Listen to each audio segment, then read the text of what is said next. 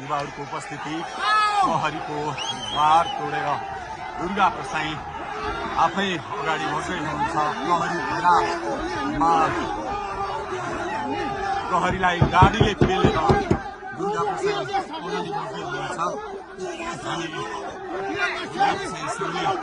अगाडि बढ्दैछौँ जहाँ कसैले रोक्न सक्ने अवस्था छैन। कसैले प्रहरीलाई दुर्गा प्रसाई पेलेर अगाडि बढिरहेको भएको छ।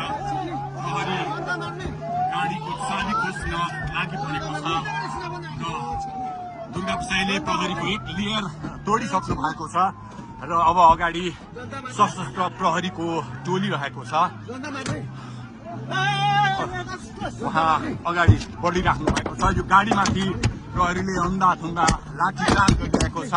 तपाईँ देख्न सक्नुहुन्छ दुर्गा प्रसाईको गाडीलाई प्रहरीले रोकिराखेको अवस्था। उहाँले यो प्रहरीका सम्पूर्ण सुरक्षा घेरा तोडेर दुर्गा प्रसाई अगाडि बढ्नु भएको छ र यति बेला किनखुनेको यो पुलबाट अगाडि बढिसकेको छ। यो दृश्य अगाडिपट्टि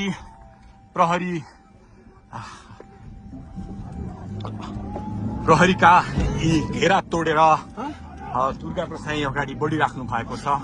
हामी दृश्य देख्न सक्छौँ।